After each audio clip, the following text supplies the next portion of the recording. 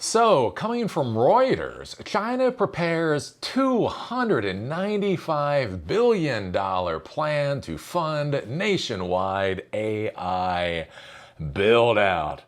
That wascally wabbit is gonna do it again. That wascally wabbit's gonna show Uncle Sam how to get snit done.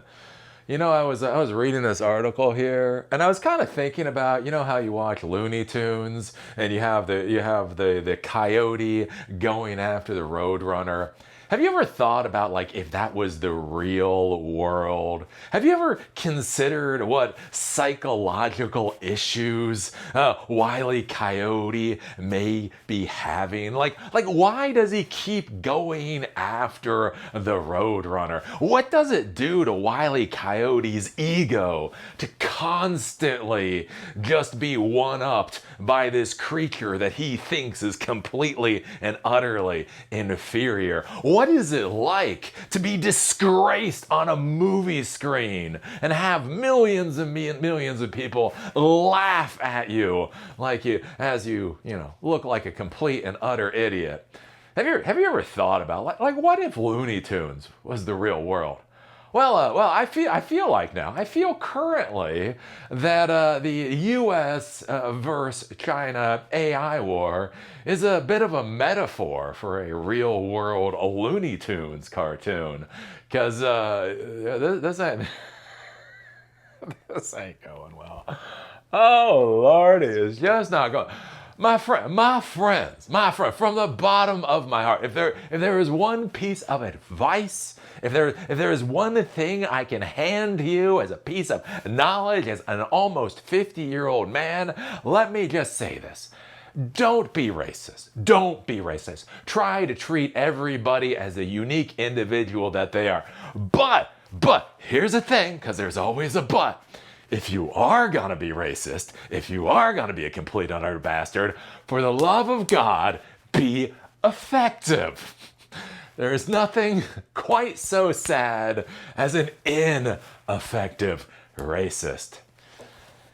As you can see by looking at modern America. So yeah, we have this whole war, going on with China. We are gonna prevent those wascally Chinamen from getting AI. Their civilization has gone just far enough. And they just keep plugging along. It's weird. I've been talking about this for like 5 or 6 years now, right? I talked about this with the original export controls, where under the Trump administration, it was ZTE, and I believe it was Huawei, where we were trying to prevent them from getting our hardware.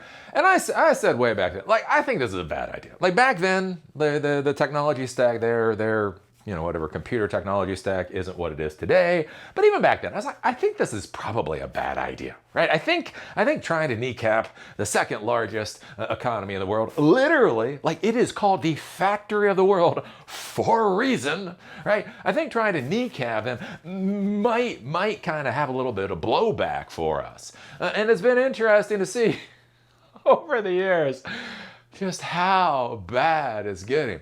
First, they come up with the processors, then they come up with the operating system, then they come up with the 5G stack. Now they're coming up with the AI stuff.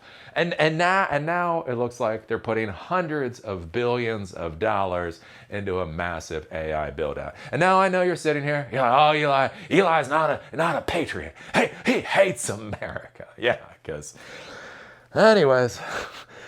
You know when you look at your spouse, and say, dear, we're going the wrong way. You know what that means. Only divorce is coming after that. But anyways, right?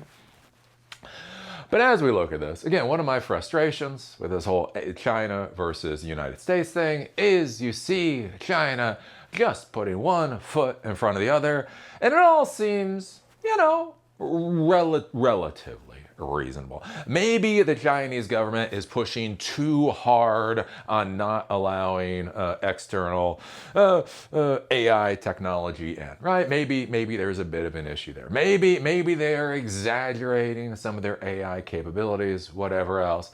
But more or less, you just see them week after week just pushing their little ball forward, and they're just going along. Whereas if you look at the United States and you look at what's going on with us, with our side of the AI race, it's just an idiot. I mean, what are we doing here? All right, SpaceX. I'm recording this on Tuesday. SpaceX is literally going to IPO on Friday for $1.77 trillion. Doesn't make sense. Right? Anthropic put in their S1 paper for IPOing for over $1 trillion. You know, OpenAI for over $1 trillion. Like if you see what's going on here, it looks like they're doing artificial intelligence engineering and we are doing financial engineering, as I talked about in one of the previous videos. So SpaceX. So what we're told here in the AI world is that everything is compute constrained. Right? There is not enough hardware resources for all of the AI services that need to be provided. And then Anthropic is able to rent 220,000 GPUs from xAI. Because, you know, they just had 220,000 GPUs sitting around. A small number of GPUs were sitting on the side. Eli, that's not a lot, right? And then we see Google. So Google is supposed to be a competitor, again, for xAI and the rest of this. And so they get 110,000 GPUs and the equipment and all of that. And it seems a little weird. And you're like, that's weird. Like, why would Google be paying who their competitor is? All this, and then you find out that Google owns $100 billion of equity in SpaceX, and so we're told over here that there are no dark GPUs. David Sachs, man of the hour, right, comes out and says the thing about the internet boom is that there was dark fiber. The thing about the AI boom, why this is different, is there are no dark GPUs. Except when Nadella talks about literally buying more GPUs than he's able to power on. Except, you know, xAI just appears to simply have 330,000 GPUs, you know, just kind of sitting around. Oh, do you need some GPUs? Sure, we'll just lease these GPUs for a little while. Anyways, you look at what's going on here, and it doesn't make sense. It's, oh lordy. So now when I see China putting almost $300 billion into their plans, yeah, I'm not feeling so good. I am kind of feeling like an anvil is about to hit America on the top of its head. China is preparing to spend around 2 trillion won, $295 billion, over the next 5 years on building data centers across the country, Bloomberg News reported on Tuesday, as Beijing looks to challenge the U.S. in the intensifying AI race. And that's the other thing to be thinking about here with this, because again, it's only it's only $300 billion. Anyways, but one of the things you also have to think about is things like purchasing power parity. So basically what you can buy in China versus what you can buy in the United States. So when you're here in the United States, we are building data centers sized based off of Manhattan, right? Nobody builds a Manhattan-sized data center anymore. It's got to be multiple. So anyways, one of the things to be thinking about when you're building out these data centers, right, is that you need the land. You need to pour cement. You need to build buildings. So many times when we take a look at these technology projects, it hyper-focuses on the GPUs, the servers, photonic computing, and all of that horse crap. Which, to be clear, that is important stuff. But somehow the actual buildings themselves, like people kind of act like building a data center the size of Manhattan. You know, that's for the simpletons to build. Real professionals rack servers. You know, somebody else, gets to pour the cement. But right, there's a lot of stuff that goes into this infrastructure development.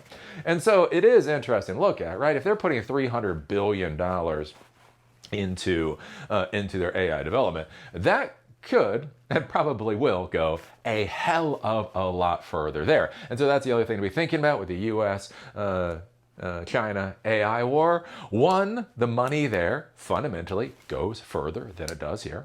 Two, they have better industrial policy. let's be honest, they have industrial policy, right? So that's going to make things more efficient, basically, and the rest of it. And the fact of the matter is, right, the government can get in there and they can help things out and the whole 9 yards. And so you sit there and you look at it, it's like, okay, so they have a plan, they have industrial capacity, they have purchasing power, the cost of things over there is a hell of a lot less. And as I say, you look at what we're doing over here and, oh Lordy. Oh Lordy. Is this what Wile E. Coyote feels like? Is this what the kids of Wile E. Coyote feel like? You ever think about that? You ever think about Wile E. Coyote having to come back at the end of the day and he's got a family? Can you think about Wile E. Coyote's 5-year-old little kid looking up at Wile E. Coyote and going, how did I lose this lottery? Why did I have to be this jackass's kid? Anyways, that's what I'm starting to feel like with the United States right now. Oh, let's see here. China's new 5-year policy blueprint laid out its ambitions to aggressively adopt AI throughout the world's second biggest economy and dominate emerging technologies such as quantum computing and humanoid robots. State firms such as China Mobile and China Telecom will operate the bulk of the data centers and ensure they are connected, according to Bloomberg. The idea is to rely on local suppliers, including Huawei Technologies, for at least 80% of technologies such as AI chips, effectively squeezing out NVIDIA and AMD. So yeah, this is the current thing going on. This is the current thing going on. So we'll see where it goes. We know where it's going, but we'll get to see. We'll get to be little bystanders and watch how this stuff goes into the future. And as I've said before, I think the more interesting thing here is we'll be curious to see how the rest of the world deals with the AI stacks, right? Basically, we're dividing the world for AI stacks. You got the Western, the American AI stack, and you have the Chinese AI stack. And so as we go forward, right, the United States is going to use the US tech stack, right? We're probably not going to be using a lot of Huawei hardware here, and China is trying to get away from using NVIDIA hardware there. So we know what these two particular countries are doing. What is going to be more interesting is basically to see how this is all going to flesh out in Argentina, in Chile, and South Africa, in even India or Spain. Basically, when the CTOs sit down to plan their AI projects, which stacks are they going to be most comfortable with? And we are going to find out what that answer is, and I think we are probably going to be on the losing side of this. And like one of the big things they talk about is like with cloud computing, right? The whole idea is like, oh, with AI on the cloud, do you trust China? But here's the thing, even the people that were our allies, we don't have any allies anymore, but even the people that were our allies, they don't trust us with their data, right? That's one of the big things with something called data sovereignty, right? A big push for the data sovereignty movement wasn't China. That was the thing. European countries were not storing their data on Chinese servers, and then the government stepped in and said, that's a bad idea. No, they were storing their data on American servers and then realized that was a bad idea. And so that's why we've had this data sovereignty push for right about 15 years, right?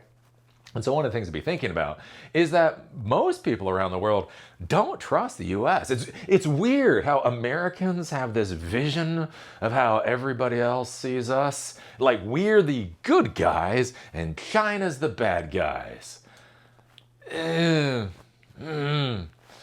Not so much. And so it'll be interesting to see is as China spins up more and more cloud services, where will people decide to get their services from? Especially if China is, a hell of a lot cheaper than the American stuff. Because even when we're dealing with American AI, right, technology, I talk about this with API calls. Every time data leaves your system and goes for an API call, you really have no idea what happens to the data. So, and I've talked about that with American companies. So whether you're dealing with OpenAI or Anthropic or whatever else, one of the things you have to think about is basically data sanitization or things that you can do to data so that you're not necessarily releasing extraneous information or information that could come back to bite you in the ass. But here's the thing, if you can figure out how to sanitize your data, if you can figure out how to obfuscate the information so that you can get correlations back, but the API provider may not necessarily understand what is in fact getting correlated, it does become an interesting question of if you can clean your data up to the point that you feel safe sending it to OpenAI, have you cleaned it up to the point that you feel safe sending it to DeepSeek? And for a lot of people out there that are going to be using AI services, they're probably not going to care that much, right? So it'll be curious to see where this goes. So China is putting $300 billion into building out AI data centers. Yay. Yay. So what do you think about this? What do you think? Who do you think is gonna win the AI war? Do you think America is winning? Do you think America is winning? I don't know. Put your thoughts down below. If you like these videos and you want them on Spotify or on Apple Podcasts, there's a link down below. If you want to follow me on LinkedIn, there's a link down there too. With that, see y'all later.